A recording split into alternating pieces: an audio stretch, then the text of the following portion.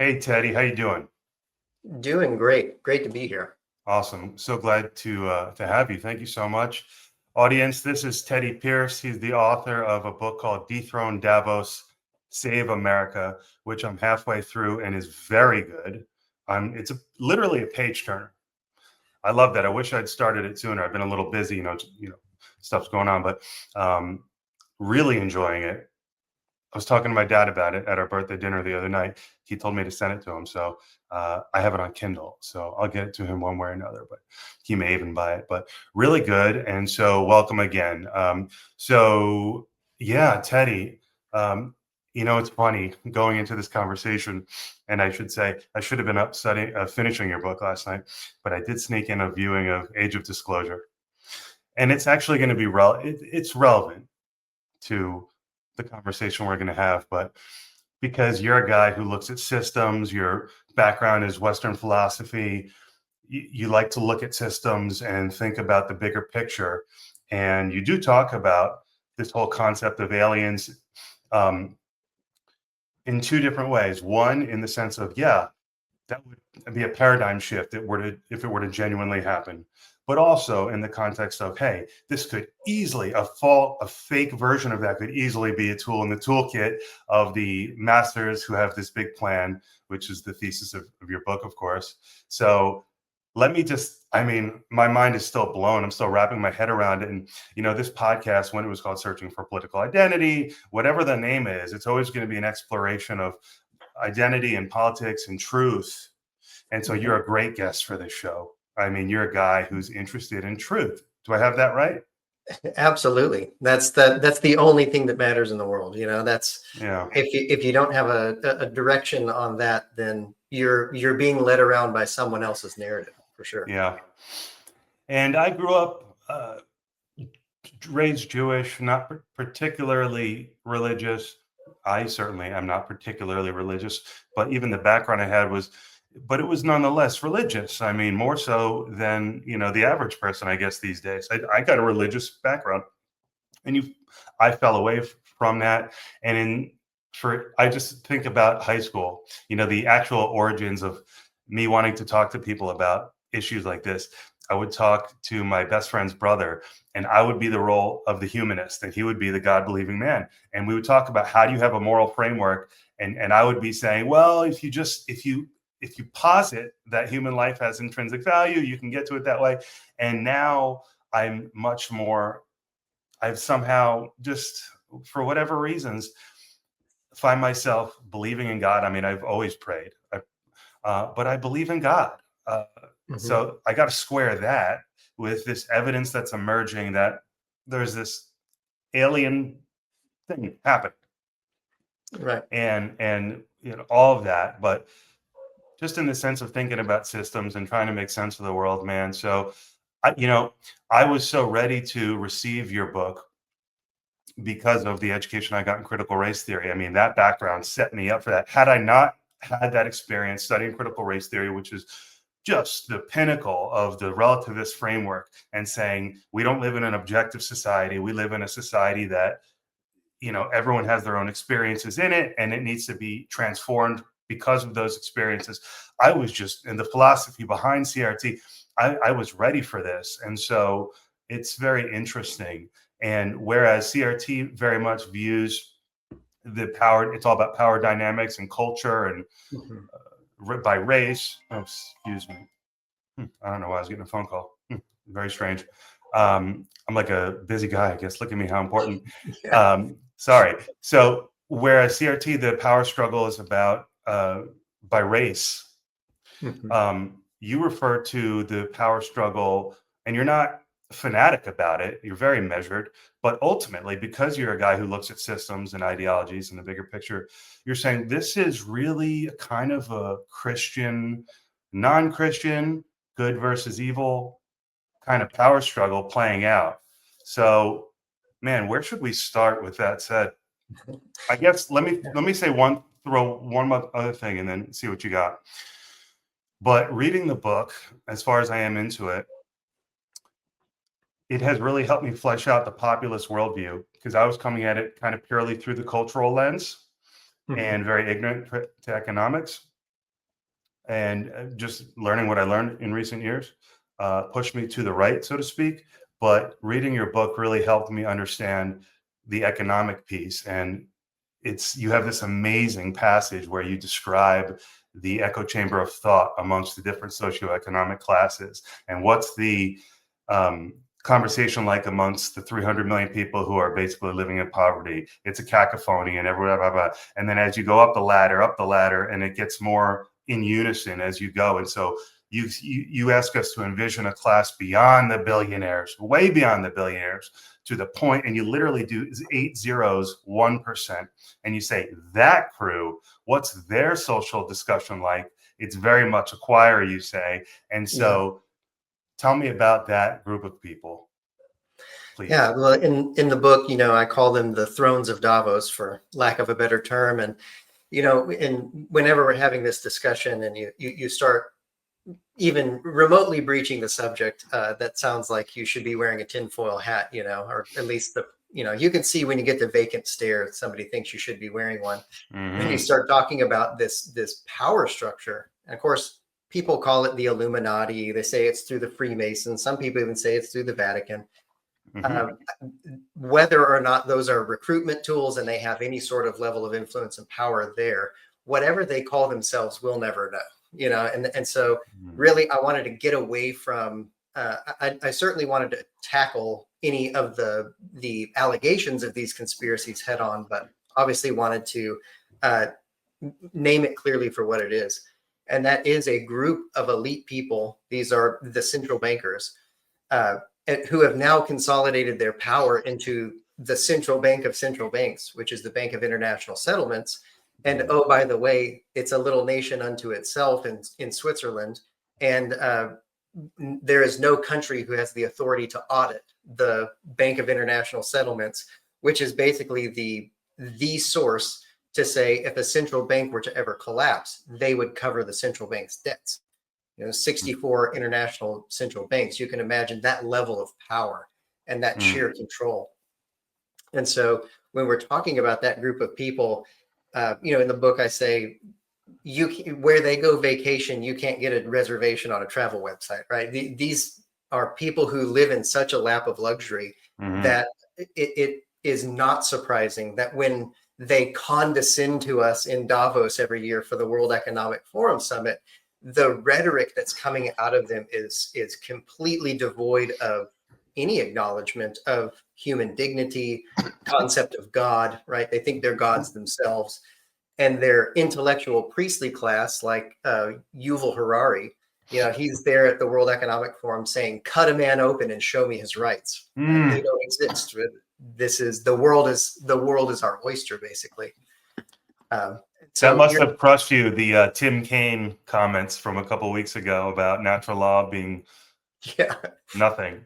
That must have been not sit well with you. Excuse me, with you. No, and that's and that's just the absurdity of where we've come in American politics, and we're so far from our founding principles for a sitting U.S. senator to be confused about the words in the Declaration of Independence that say we are endowed by our rights from the Creator.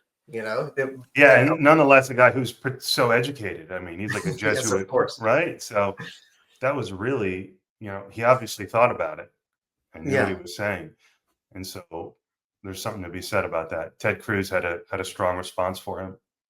I find it so interesting how I don't think you would call yourself a Bernie Sanders guy by any stretch of the imagination, but the populist argument, I guess, does certainly share in common with the Bernie Sanders wing of the Democratic Party, that there are these oligarchs. And for me, that was hard to swallow, because where I'm at in my life now is just like pro-business and, just classic naive potentially. If you just deregulate and let things happen, the free market will do its thing. And, we don't have some puppeteers and everything's fine. But you paint this picture in your book of international companies that provide us the illusion of choice. Another great passage where you talked about the brands in the grocery store and how they've kept it for nostalgic reasons, but it's really the same 5 companies. And that's the same thing in every industry. And so they are really just lying to us. They're not concerned about our well-being.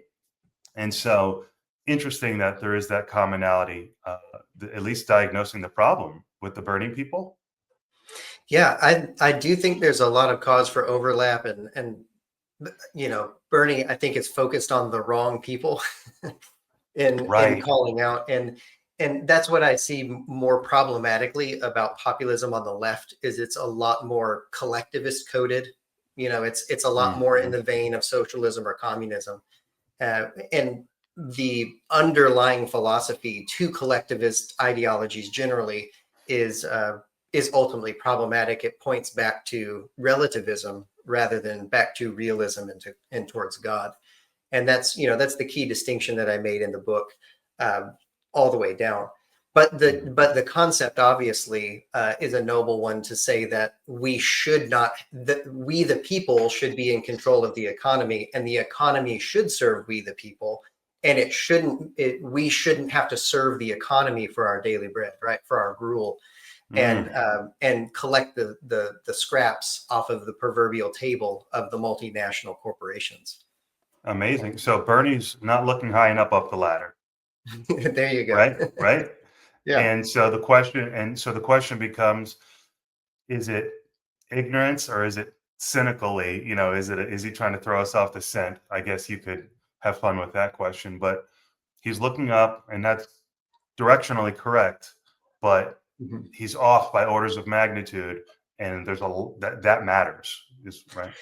Yes, and that obviously matters, but also whatever whatever politics in America is going to look like, I think we're in for a lot of turmoil in the next 5 years, and certainly over the next decade. Uh, but the other aspect of that is America is a very, very unique political system, of which collectivism is not compatible. You can't. Right. Um, like I said, there's a reason that communist regimes. Uh, I go into length in the book, and I'm sure you saw that, where there's no such thing as a communist government. Right. It's a There's just a non-starter. tyrant.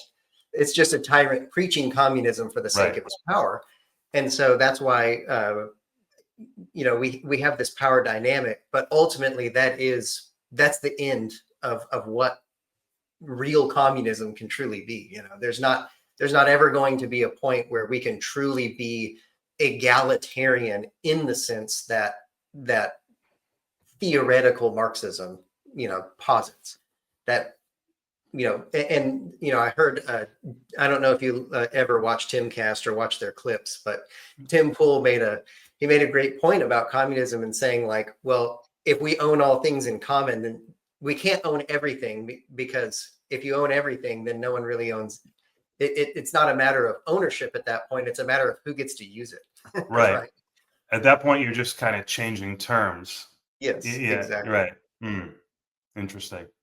Yeah. Well, I'm definitely at that point where I come from a very progressive background, but just again, I'm kind of thinking and assuming that, or rather, I should say, I'm at the point where I said if the right is correct about the cultural stuff, they're probably right about the economic stuff too. And the arguments are very compelling.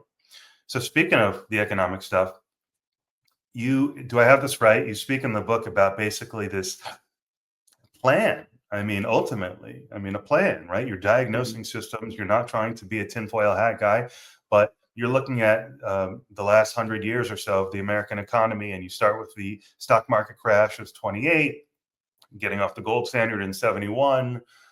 What was it? The dot-com bubble and the housing crisis, Mhm. um, and then COVID, and you're looking at, and this offshoring of jobs. You're saying this is all kind of going somewhere. Do I have that right?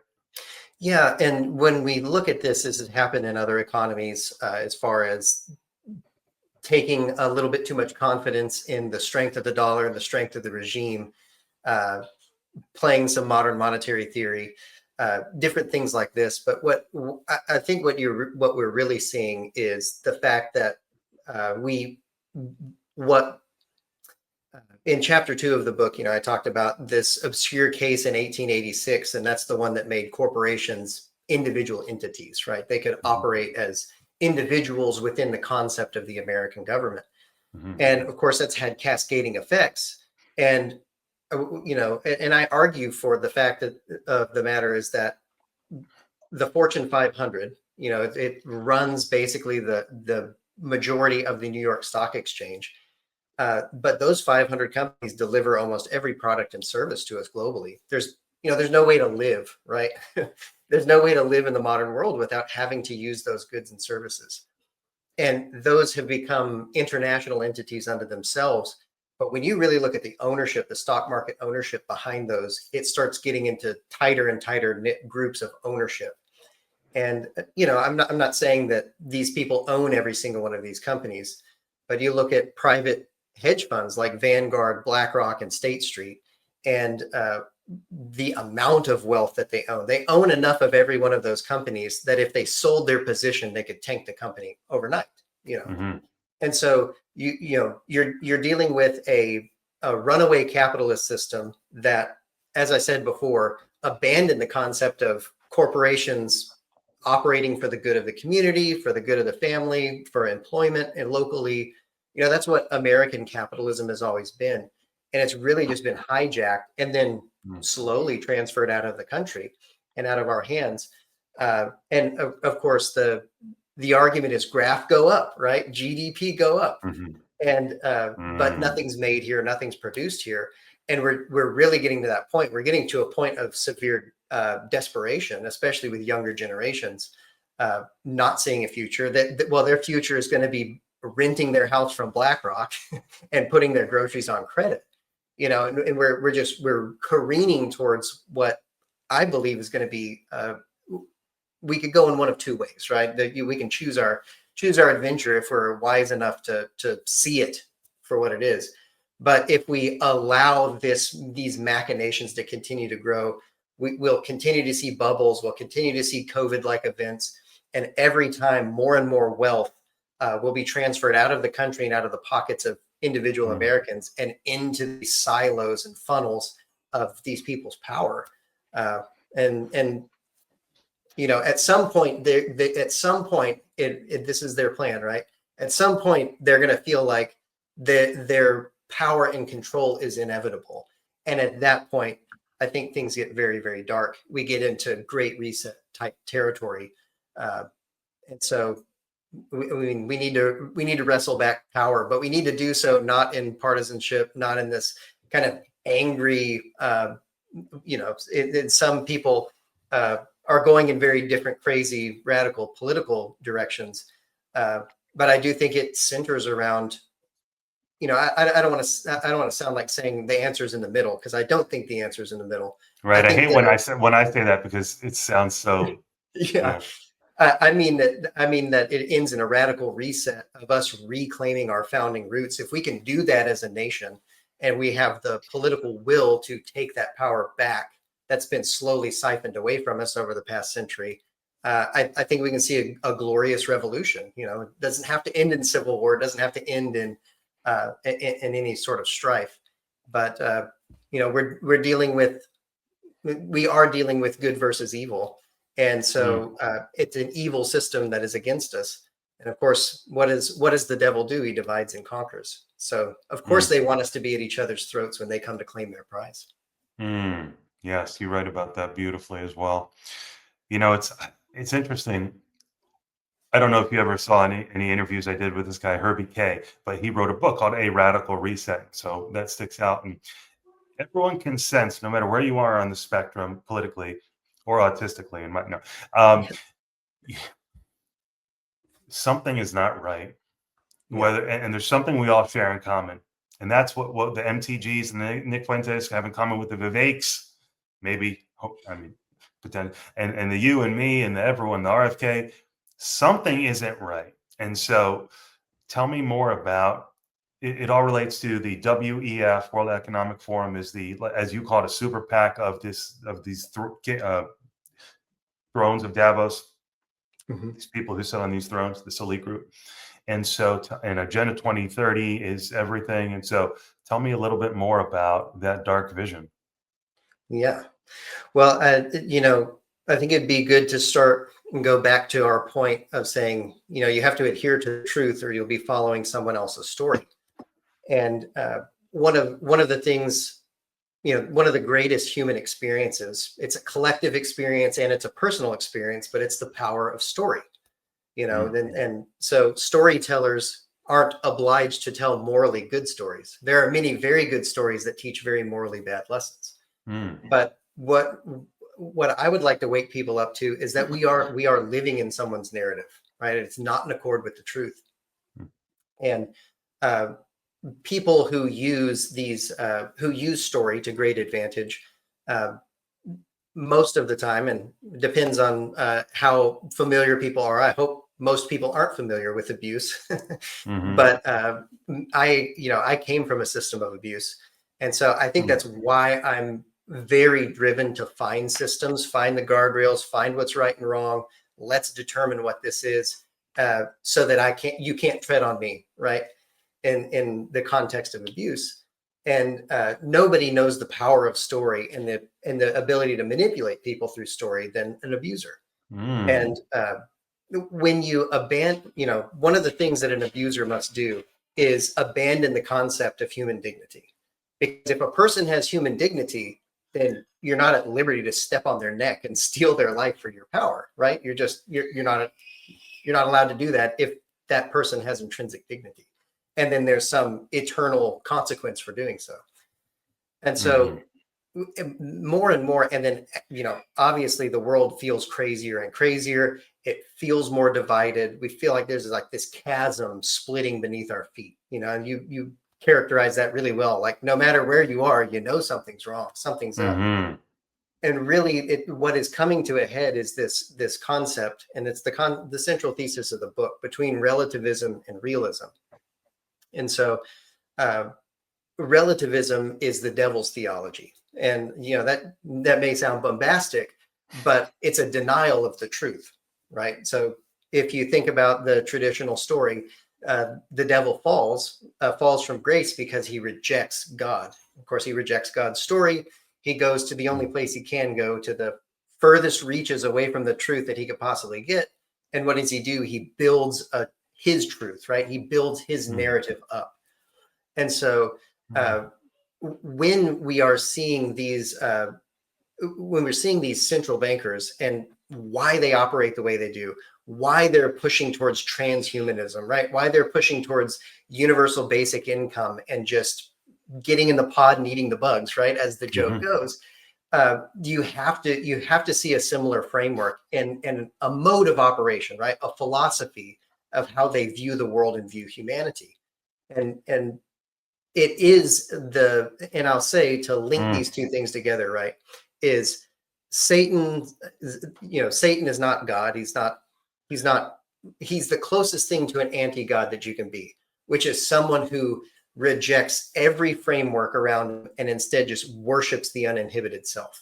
You just completely turned in on yourself and your narrative, and you're going to do whatever you can to steal every part of life around you for the sake of your power. And what we're seeing is the exact same framework. And it may come in the form of the banality of evil. They're just thinking about it as, how do we manage the world's population when we take all their jobs and replace them with robots and put them in 15-minute cities? And so it's going to look like the banality of evil, but it comes from that central thesis of believing that you are beholden to no one, that you're the ultimate narrative creator, that you can worship the uninhibited self, and actually to worship the uninhibited self, just like the devil thinks, is the highest form of creativity and freedom and liberation. And so that's the dynamic and the framework. And if we don't, I know we're a mostly secular nation, and if we don't recognize that dynamic for what it is and run the other way and run back to God and say, by God, you can't take my rights from me, then we are in for the dark future and all of the amazing predictions that Agenda 2030 has in mind for us. Yeah, on one hand, there's the spiritual level, and then there's the physical material level. And I think the underlying point here is that it's all about the relationship between rights and government and humans. And so there is an interaction. Well, one view, the traditional American view, is that the rights come from God, and that's the natural law, and you, as you say, can't take them away from me. And then you've got this other group here that, no matter, say what you will about them, you can't deny that it's in direct contravention with that concept. And so, Absolutely. what would you call that at the end of the day? Is it unfair to call that satanic? It's just a matter potentially of how deep you want to look into it. Yeah. Yeah, that's very true. And that's the hard thing. I don't disagree. And if I found out that they were Satanists, I wouldn't be surprised in the least. I do believe that they're occultic, in the sense that they understand the spiritual binary of light and dark. And I personally, I do not believe that you get to the level of power and opulence and influence if you're not occultic and using and knowing how to use and uh, manipulate relativism, right? Manipulate the devil's philosophy. And so I think, and when I say it's occultic, I'm not necessarily saying they chop the heads off of chickens. I'm saying that it's more than just a way to make money. It's more than just a way to acquire power. That the power, the acquiring of power and the sense of control is theological to them, as well as practical steps carried out in the real world. But that's the hardest part to really defining this is people who embrace this philosophy of relativism, they're not doing it and finding themselves in love with Lucifer, who is the first relativist. They just find themselves falling in love with the same idea that he fell in love with. And so, like I say in the book, Lucifer's back is turned away from his followers because they're all facing that same false god, that same anti-god. And that is what this concept is of relativism. And, manifests in many ways. You can call it whatever you want, but ultimately it's a denial of truth. It's the worship of the self. It is the claiming that your narrative declares reality itself, and that you have there's no moral framework or obligation that can or should stifle you from living out your truth and manifesting it into the world. And this is precisely what I learned in CRT classes in my final year of law school. So again, if I hadn't gone deep into this philosophically, I don't know that I'd be willing to entertain this conversation, right? As much as I am. So relativism is the vehicle for these elite people who come down from the heavens every year in Davos for the WEF forum, and they're laying out their vision. So tell me more about what they're trying to do. They're just trying to limit human freedom for the sake of climate, essentially, and rights be damned. Yeah, well, that is, rights be damned for sure. That's 100% spot on. But, even with the climate narrative, the whole purpose of it is for control. And I talk about that extensively in the book, that, a plan for world domination can be simple in its framework, but it's definitely not a simple system, right? It's a very complex system. It involves multiple different facets. But really, what the World Economic Forum has said, what Klaus Schwab in his book The Great Reset has said, what Yuval Harari said, is a rejection of Christendom and a rejection of the concept of Western democracy, whatever however you want to extrapolate that out. But the concept that we are citizens of our countries, we have some form of representative government, and all of that is based on simple human dignity, rights coming from God, and not even the king being able to usurp those rights. Those have been hard fought over the centuries, and I think that they became manifest in the most concise way in the United States of America. And to our shame that we have degraded that. Yeah, you say in the book, over the centuries. Another, one of these beautiful passages in the book is how you talk about how it's kind of a miracle that the system the U.S. came to be. It's an anomaly, and it's Absolutely something to be cherished. Yeah. And so obviously America is the apple of their eye. America must fall in order for there to be world domination. Um, Particularly in saying the quiet part out loud, right? They want to use the climate initiative, whether they sincerely believe in it or whether that's a narrative, again, for their control. They want us to not eat animal proteins. They want to move us over to insect proteins. They want big pharma and big food to provide a global food source, a global medicine source. Uh, there's all kinds of ideas of 3D printed organs, maybe traveling to Mars, all of these hopeful ones. But they say that America will not be the world's leading superpower by 2030. That should shock and boil the blood of every American to think that these people, and it should also wake us up to saying like, well, they're making this prediction. Like what do they know that we don't know, right? We're the superpower. We're the greatest country in the world.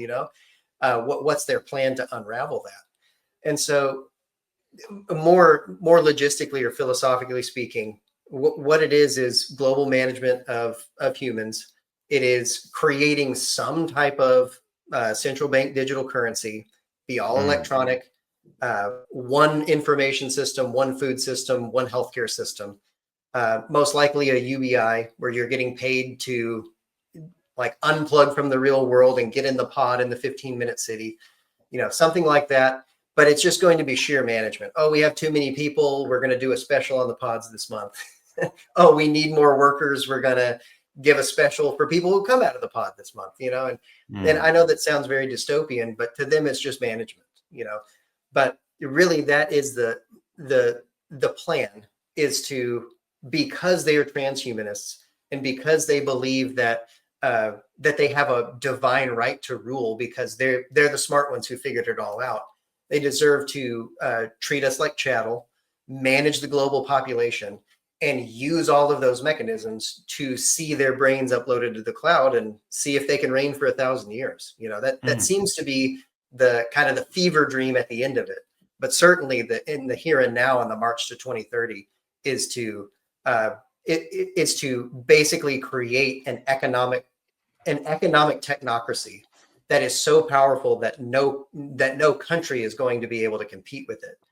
So I think what we will see is whatever the false flag is in 2030 or whatever they're going to say is the Great Reset is going to be this internationalizing, right? This big push for all the countries of the world to have to come together and solve some global crisis. And at the end of that, there will be no one in charge, no one truly in charge. This rule by expert class, the thrones of Davos, will be over a mandatory United Nations, and it's going to reset the world, and their economic technocracy will reign supreme.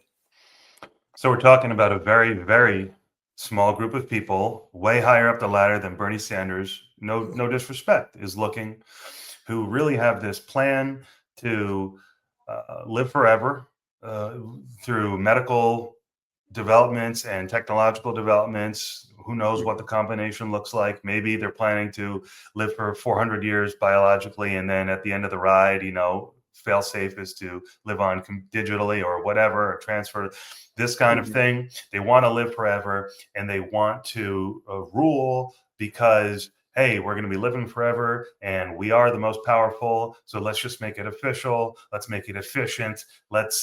Who cares? Let's rule this place in the way we see fit. And that vision is, I guess I'm wondering why that requires the degradation of rights and the, the imposition of hellish conditions. Yeah, well, when countries dare to think for themselves, they become pesky to the to the world order. And that is why we are seeing all of these cultural shifts, these slow machinations, right? If somebody came over and said, we're going to take over your country, America, we have too many guns for that. But if it's a slow degradation of our culture and identity over the course of a century, the erosion of our rights to the point that our senators can't even articulate where our rights come from. But it is to squash defiance. That's really that is what it is. And they're looking at historical records of European feudalism before Magna Carta, before Christianity really became the background radiation of the West, of Christendom. Mm-hmm. They're saying, well, that was a way more efficient system. Or, like the Russians, right? The Russian monarchs, the Russian people were property. They were property of Mother Russia, that now that's a much more efficient system. You can get people to get in lockstep really quickly. And the really the sinister part of that is, in their estimation, if they can slowly erode the West and make it commit suicide by itself and hand itself over, and then the people in France think that they still are the French people, and the people in Italy the same, and the Americans think not much has changed, right? And that we all still think that we're semi-autonomous and free in a system that they absolutely control. That's, we'll boil the frog slowly is kind of the game plan that we're seeing now. I don't know. I don't pretend to have secret Gnostic knowledge of that, but whether or not there's going to be a major turning up of the heat and then needing to quell the rebellion, if you will, by, aliens landing, right? Or faking aliens landing. That would be a great thing we all got to come together. We all got to show international strength, and the aliens will, we can appease the aliens or whatever. Or, you can think of a lot of different scenarios that force the world to come together and feel triumphant on the other side of that, but still end up in a system and agreeing and assenting to a system that ultimately gives away all of our power. It's like the illusion of choice, like the brands of the countries will remain, but they've been rotted from the inside. And that's what we're looking at, a force that wants to do that, just kind of a parasitic. And that's the approach. Yeah. Well, and just for like the progressive arm of the Democrat Party, that is that is just our local American arm of this global communist movement. And that is, it's the progressive left. It's the AOCs, it's the Ilhan Omars that parrot the exact same climate talking points, the exact same equity and justice talking points, and really parroting this globalist language of that sounds so benevolent, but it is just trying to bring you into this collectivist project and try to sell it to you as American as apple pie. And I guess this is really the ultimate culture war, because, like I said, I got a glimpse of the culture war between black and white in terms of what I was learning in school. But what I'm hearing now is that it's a broader culture war, and it's really God versus atheist. It's really Christianity-based America versus communist vision. And the argument for, I'm certainly not advocating for theocracy, and I don't think you are either, but it's a recognition that Christianity, this is the argument, Christianity underpins the formation of the United States when it was born, in all of the goodness. Obviously, there were huge flaws, original sins, and hypocrisies built in, but the system of the United States with the God's-based rights, that's based on Christianity. And so, therefore, anything that tries to tear down that system is also trying to attack or tear down its underpinning ideology, which is God. And so that's why you have this God versus non-atheist element of the culture war. Absolutely. And that there are only two gravity wells in the metaphysical world. And and that's not just coming from the Bible or from the Jewish tradition or even the Christian tradition who adopted that afterwards. This goes back to even Plato and Aristotle as well, who are talking about in first premises of defining the human person and what does it mean to be a good person, right? Socrates went around asking his questions, but that was his central question. What does it mean to be a good person? And even the ancient Greeks knew that even though it may seem harder and though it may be less convenient in most circumstances, actually adhering the human person to the concept of the good and having a discipline and disciplining yourself toward virtue versus toward your vices is a preeminent disposition to being an actually happy person. Right. Because if we say that happiness is mere satisfaction, right, mere hedonism, then we would say that the happiest person in the world is a drug addict. They're Mm-hmm. catatonic on the ground in a completely, you know, satiated state, right? We Mm-hmm. hopefully everyone realizes that that is not the not the end of happiness. Right. And so it's going back to this metaphysical dichotomy. And if you don't adhere yourself to the good, or the capital T, capital G, the good, God himself, you're merely orbiting the other gravity well, the opposite gravity well, and that is the abandonment of the good. And so we have a lot of people who are in the far reaches. You know, we're out in the outer asteroid belt of the good and of the bad. But ultimately, I think what we're going to see is a very, very clarifying thing, really just along those lines. And it's going to be this divide of biblical proportions, just because the system that these people have built is an inverted system. It is built on the exact opposite philosophy of what it is to worship God, you know. And so if you're being pulled in two opposite directions by the system that built America, that's maybe slowly eroding, but this inverted system that's been built by these powerful globalists, of course, as those come into greater and greater conflict with each other, that, you know, what may feel like a sea of gray and what is right, man, and what is wrong, it's going to contrast into black and white really, really fast. Yeah. Well, again, this is super helpful, and I hope for me, and I hope for the audience too, in terms of why, there is a component of the Trump supporter, a component of MAGA, who you might say is, terrible phrase here, but overly religious, or you know what I mean, a little crazy about it, but they see it. This is the dynamic. They see it. It's a no. So I don't want to repeat myself, but this is illuminating.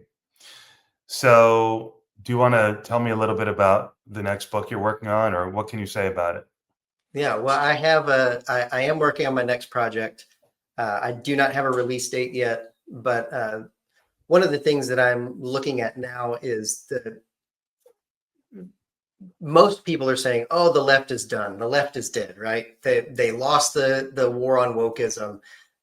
They kind of, their spell over the suburban or purple voter kind of went away in the wake of what the Democrat performance from 2020 to 2024 was, and then the way that in which they went after Trump and his allies.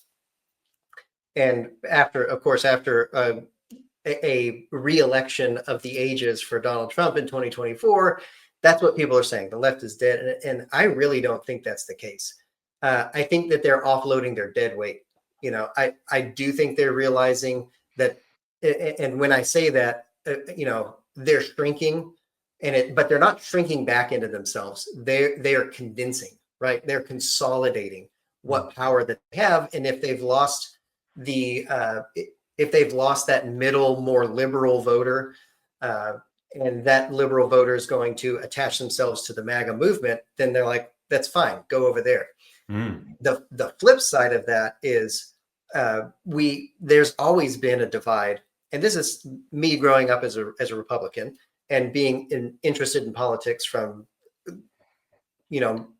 since way before I could vote and before it should have been relevant to me. But I was always interested in the American form of government and everything. And I grew up in a divided household. Many of my family members still vote Democrat, and but I happened to be on the Republican side of the divide.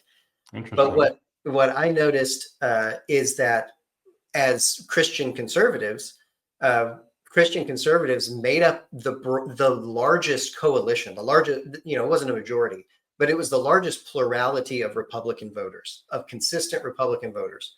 And the pro-life issue is very important to them.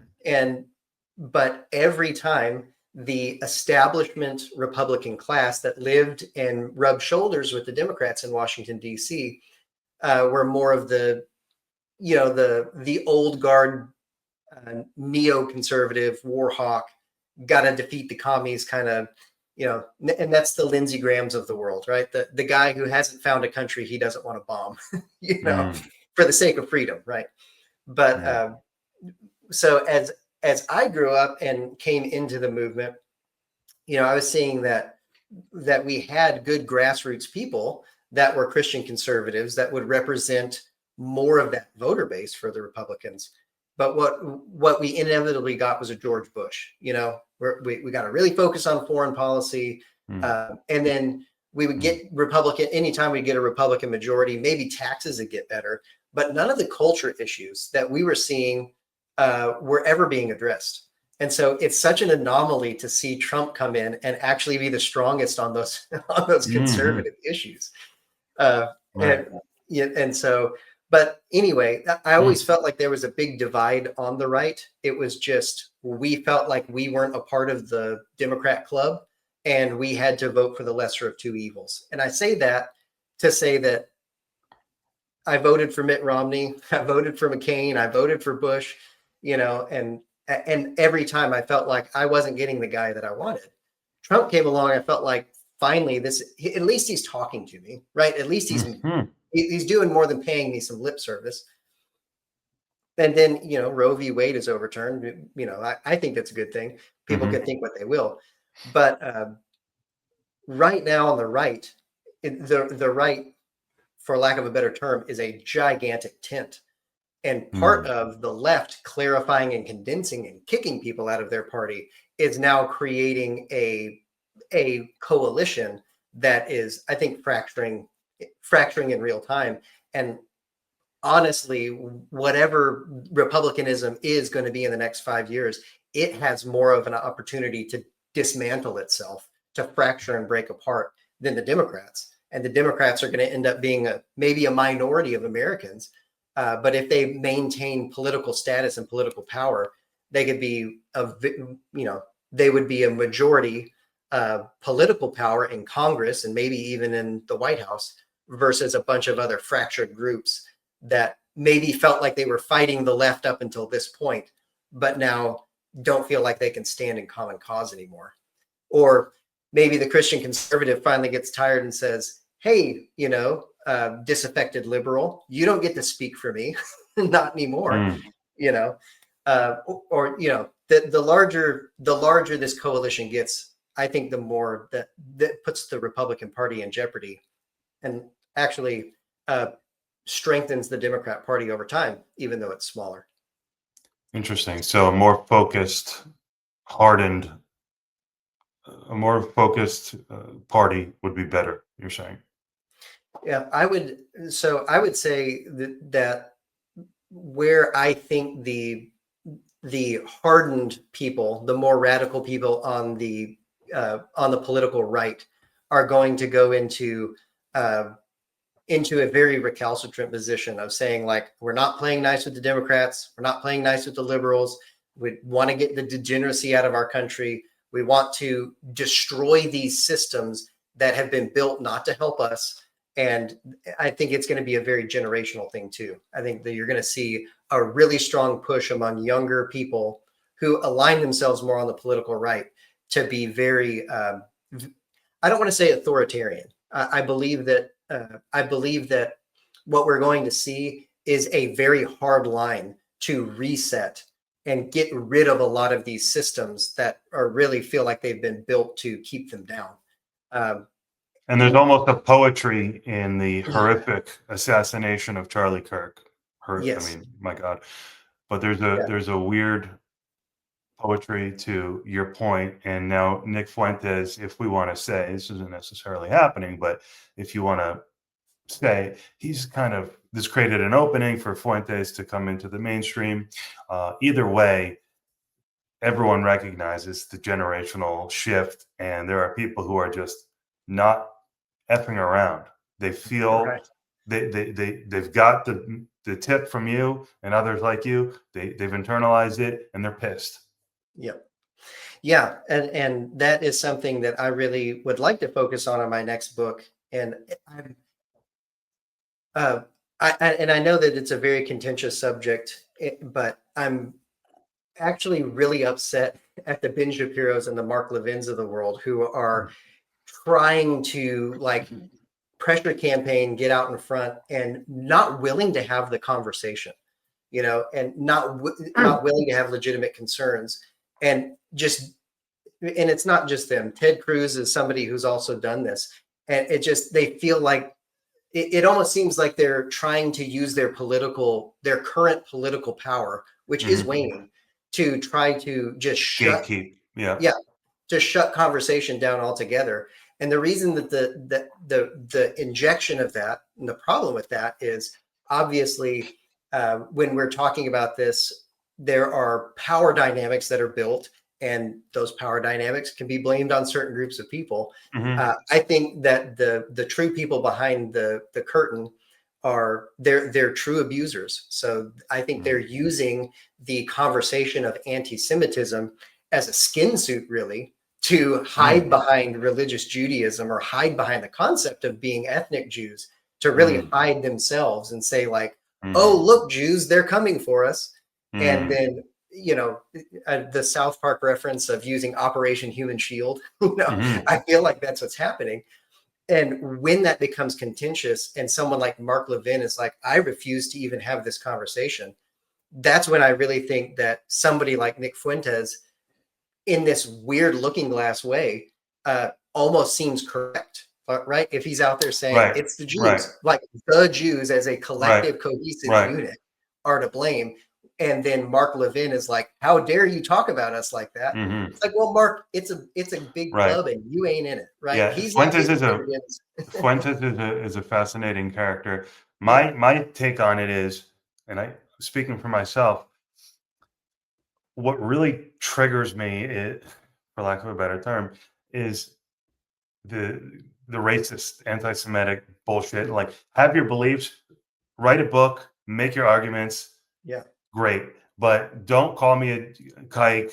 Don't call this guy a Jeet. It's just too far. It's beyond the pale of decency. And when you get hit, it's hard sometimes to kind of control yourself and remember that there is an intellectual base behind this anger, and you're not dealing with it in that moment. But so there's a temptation to reduce the intellectual points to just that outburst. And I, of course, understand that that's not fair. I think anyone with intellectual integrity and who understands what's going on would agree to that. And so I would hope that Shapiro, Levin, I certainly would host Nick. It would be very controversial because, I did a whole episode where I think I was very fair to him and analyzed where I think he fits in the political dynamic and what I think he believes in. And I think it was very judicious. But he does, and I understand you're talking all day for a living and blah, blah, blah, and edgy is funny. And I say things to my friend. We all, have private things, but he is a controversial guy. You can't deny it. Yeah, and so he's made it difficult. And it's complicated with the Israel thing. And he's really dug in on that. Yeah, he definitely has. And, I would say and I'm glad we're getting to talk about this because, you and I have talked about critical race theory a lot. And, we've had offline conversations about like that dynamic that you just talked about. It's just knocking it down to this 2D politics, us versus them. They want us at each other's throats. And the reason that I say that about like wearing Judaism as a skin suit is because they'd love nothing more than for Nick Fuentes to bring up a political movement they can castigate as evil. Those people wear that as a badge of honor and then go do the thing that they were accused of in the first place, and then turn them into Hitler 2.0. And more sinister now, that I think that's where if we are not able to, again, see the abuser's tactics of pitting us against each other, that is what's going to happen. Is we're going to have, we're driving to this civil war of progressive communists versus patriot Nazis. And that's the part about like the refusal to have the conversation, the dismissal out of hand. And then if someone has a legitimate concern about the way that politics are, for them to be called an anti-Semite for that, then they're going to come to wear it as a badge of honor. And I think that where, in the grand scheme of things, it's like a vicious cycle that's being created in real time, but it's critical race theory just coming from the right, of saying like, hey, I have legitimate concerns about AIPAC or about this thing that the Israel government does. And if legitimate concerns get castigated as you're just an anti-Semite, I think that's a very disingenuous and left-coded critical race theory argument. Mm-hmm. And what that's going to do is say, the person's going to say, well, if my position of wanting to know answers means that I'm an anti-Semite, I guess I'm an anti-Semite. Right. And then I understand that. yeah, and then as the rhetoric ramps up and they get beat down more, and it just creates this divide. I remember Nick in a clip I saw of him, he described it as like I think it's called a wanted level in Grand Theft Auto, where, for video game people who, you steal a car or you do a random side mission and it doesn't end until you kind of get to the checkpoint or you're killed by the police. And so you could be driving around these cities and 10, 20, 30, 50 cop cars, and it just the score and everything, it just builds and there's no off ramp. And so that's the dynamic you're describing. And I think that's fair. And it's interesting. This is the debate about the term woke right. You've articulated the view that it's the Shapiros and the Zionists, let's just say it. This is what people say. The Zionists use the term woke right in critical race theory to try to gatekeep the conversation. And people like me and Shapiro are saying the Fuentes, and I don't really go hard on him. I actually am very fair to him. But the people who call you Jeet and Kike and all this stuff, they are woke right. They are exhibiting the worst racially motivated anger. They're not articulating the legitimate concerns. They're just being racist and saying, get the fuck out of my country, brown skin. And that is what I would call woke right. And so there are two definitions of woke right, and I understand that. And I would never want to, I just want to be part of the solution. I think you have to accept responsibility, though, if you're a Nick Fuentes or any of these people, and say, hey, look, in the same way that these people who are perceived to have more power, maybe because they have big shows, have knocked it down to a 2D game, well, we too have played into it, and we are also responsible for knocking it down to a 2D thing. So I think all you have to do is be a kind and loving person and center yourself and take a deep breath and just diagnose the systems and the problems. This is why I value your approach so much, because then you don't get caught up in the identities and the people so much. It's just like, hey guys, let's lay out the problem. And either you want to be a part of the solution or you don't, and we can kind of go from there. Yeah, definitely. And that is something that I'm trying to, I would like to focus on in the next book, right? I've laid out the case of who the actual players are. I actually do name names in Dethrone Davos, and so you're dealing with a group of people that transcends these religious conversations, transcends these different things. And they condescend into all systems of life, right? Into the media, into culture, into the economic sphere, of course, into all of world politics. And there's the philosophical concept of Occam's razor is like the simplest explanation should be given deference. You should not tie up the conspiracy board with 800 points if you can explain it in 2. And when you look at the political lockstep of the world, the ideological lockstep of world leaders, from Carney to Trudeau to Macron in France to the AOCs and the Ilhan Omars and to the Chuck Schumer, to Chuck Schumer's of the world. All of these people are in such ideological lockstep. The simplest explanation is because they're all in the same small group of people, have them all in their pockets. And so that really, to me, just seeing this divide, seeing the fracturing, that's what I really want to focus on is saying, look, they're going to use anything. They're going to use the most beloved thing of yours and the most beloved thing of mine. And if they can pit us against each other, great. If they can make us feel like we're enemies, great. Mm. Satan is the great deceiver. He's the great divider. And so anyone using his methodology and tactics are going to find a similar thing.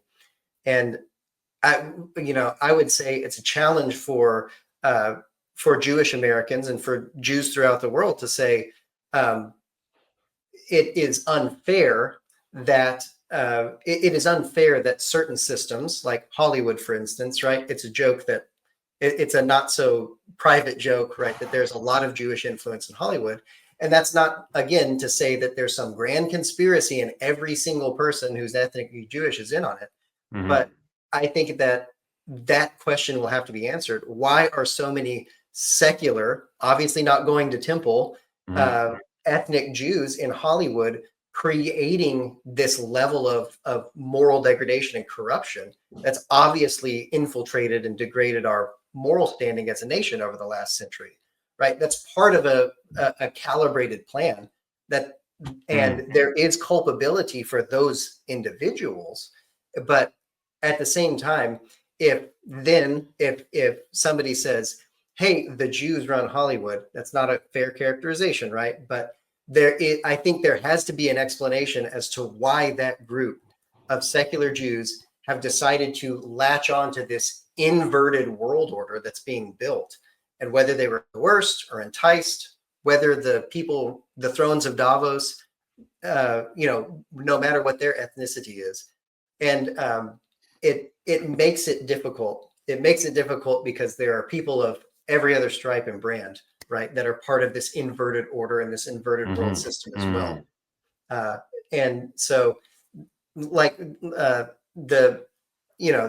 that's the difficult issue, and it's the unfair issue, right? It's the unfair issue that you would have to take on. Yeah. I talk about this a lot because I'm a Catholic, and people think that the Vatican is part of a globalist conspiracy. I think they're ideologically captured in many, many ways. And that is hard for me to say. and that's hard for me to admit. But Francis was a very liberal man. Pope Leo is now a very liberal man. And I have to navigate that as part of my faith. But I never want to, I don't want to seem disingenuous to people. And of course, there's no greater cacophony of conversations in between Protestants and Catholics in America. Right. But I think that ultimately, in this grand scheme of things, and in the rising of what's called the Zoomerwaffen, this like very, very hard-nosed, right-coded people who want to tear these systems down. Ultimately, there has to be systems, understanding, nuance injected into these conversations, because the truth is the last thing that the puppet masters want. The truth sheds light on the fact that we're living under their narrative. And I just land the plane by saying, like, we have to find a way to move forward in this world, all united as people of God and people of goodwill, making solutions for humanity. And we have to defeat the evil that is before us without being consumed by the evil world that they have built around us. And that is like that. As we start seeing these political divides turn into racial and religious and ethnic divides, man, that window starts closing in very quickly on that escape route out to freedom. Yeah. Well, your book is a call to action, to fight. It really is. Like I said, halfway through it, really good. Highly recommend it. Can't wait to finish it. And, just about one final response to what you were just saying, I think it's perfectly reasonable and cool even to look at systems and important. And that's fine. And if we find a systemic issue, then fix it and talk about it and be upfront and honest about it. At the same time, I think all you can do, absent some incredible piece of evidence, like, the Jew, it's just to be cute about it, but if we were to find some documents that we are going to degrade the morals of society, right? And, absent that, then all you can really do is say, hey, look, this is the cultural moment. We're taking another look at some of these industries, and with respect to Hollywood, look, there's been a lot of demonic stuff and a lot of negative stuff. I mean, there has been. And so we can talk about that. And all we can do, in my opinion, is talk to people that made these films and this and say, how do you feel about it? And treat people as individuals, not dropping, not as a shield to fail to do the diagnosis of the system. But I think, I think that's all you can do. I mean, it's a fair thing to say, hey, look, this industry has been harmful to our culture. It's completely fair. Of course it is. Mhm. So Yeah. Well, and I hope you don't. I hope you know where I'm coming from, of course I just do. in Yeah. saying like if the It's a touchy response, subject, and I yeah, appreciate you yeah, touching it. yeah, but if the response is you're not allowed to talk about that, and Right. that's the power vacuum where I'm like, Mhm. you are giving Yes. the person You're who, the fire oxygen. yeah, exactly, If you do what I just did, I'd like to think, right? I'm so great. yeah, Hey, let's talk about it. You got some creative Jews who made some great movies and provided some great entertainment, but come on my podcast and say, how would you answer this question of, yeah, do you feel responsible? Or to a porn producer, mhm, how do you feel about this? You know, that's life. That's free exchange of ideas. I'm all for that. And yeah. so I Well, don't and think we should be shutting conversations down like that. yeah, well, absolutely not. And the key aspect to that as well is the Hollywood is not based around Judaism, right? It's not based around that. Hollywood is a mechanism of the thrones of Davos to Mm, degrade all of the West, right? That's their plan. There's not some theological component to that because of who or what is there creating it. They are incentivized by the perverse system to do what they did. mhm. They're not, like I said, you're not seeing them at temple on Saturdays. I'm definitely not Sure. seeing them at church on Right. Sundays. Right. And so, that's one of the. I just want to make sure that I say that for sure. Like in the economic sphere, right? These Fortune 500 CEOs that are adopting these social credit scores, they are where they are because they're willing to play cabal. They are willing to play the globalist game and Mhm. serve their inverted framework. Right. Same for Hollywood, same for the mainstream media, same for all of these systems.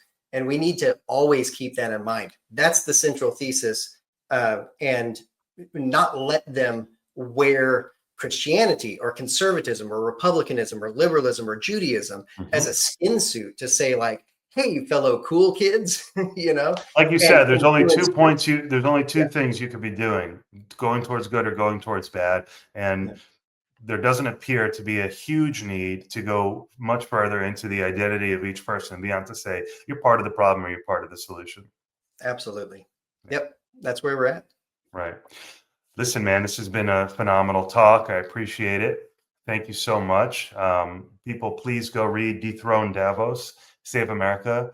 It's a You are pumped up, man. So you believe we're kind of imminently at a turning point, and this book is it's a call to action.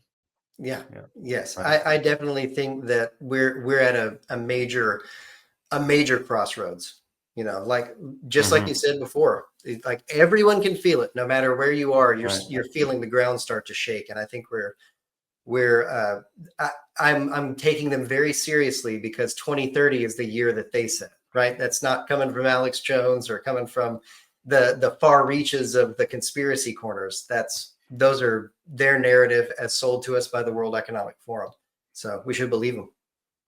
Final question, because I know this is what I wanted to ask you before. What if the alien thing is real? What if aliens are here and we're about to find out and it's real? That could just crack the whole paradigm. I think it would. Obviously, there's a lot of speculation as to what aliens are, and I don't. I will certainly excuse myself as not an expert, but the actual existence and contact with an alien species would it would be something beyond every human being's control, right? Whether if they found a way to come to our planet to talk to us, we're not the ones in control. And so, more than anything else, I think that the UAPs that we're seeing, uh, there's defense budget technology and things like that that we have no idea about. And uh, if I had to guess what all of this is slow trickling this out, right? And we're seeing things about polar shift. We're seeing all kinds of things. And I believe that they have probably 3 to 4 different contingency plans rolling in the background at any one point in time. But I do believe that if they say aliens have landed or aliens coming or imminent or this or that, it's just going to be smoke and mirrors, and it's going to be showing us futuristic technology that we don't conceive of yet, that came out of some black budget somewhere to impose that technology on us as newfangled, beautiful alien technology that's going to make the world better. But all of it is brought to you by the Thrones of Davos. Right. Wow. So big Project Bluebeam guy. Got it. Yeah. Yeah. Well, I that sounded really crazy in 1994, but I mean, you look at the technology that we have today, and you certainly look at, people have already demonstrated like drone light swarms that are pretty phenomenal. I don't think that they'd trick anybody to think that they're coming back, and I don't think that they're going to try to make a pseudo Christian religion as Project Bluebeam. They were going to try to recreate the second coming, is really what he said. Okay, I was thinking of Bluebeam as just the fake of an alien invasion to gain control, but there's a religious component. Yes, yeah. So, well, in Manas's book, he talks about them creating a new religion, but it's built off of the concept of the second coming, which would satisfy Jewish eschatology of the coming of the Messiah the first time. It would satisfy evangelical Christian eschatology as well, of like the 1,000-year reign. Christ comes back, all the Christians get raptured. This is fundamentalist Christianity, not So all was the thesis there that it would be Jesus, and so it would somehow satisfy the Jewish Messiah and be Jesus returning all at the same time? So that was the concept, is to create a new religion of which would satisfy both sets of end times prophecies. It would be compatible enough that they would see it, and then the Christians would call him Jesus, and the Jewish folks would call him whatever, the Davidic king, right? Saul, whatever, Yeah. some Jewish name. Right. Wow. Amazing. Okay, so 2 different, because I had thought Bluebeam again was just the faking of an alien invasion to get control. So interesting. Yeah. Wow. It's just amazing times, huh? We Yeah. just are. Yeah. Well, thank God for people like you who are looking at it critically and doing good work, deep work. I really appreciate the time, man. Yeah. Well, thank you very much. This is awesome. I've been looking Yeah, forward to it for a long time, and it was me great. too. Thank you so much for your patience, and I look forward to doing it again, really. Yeah. Let's do it. All right, man. Have a good day.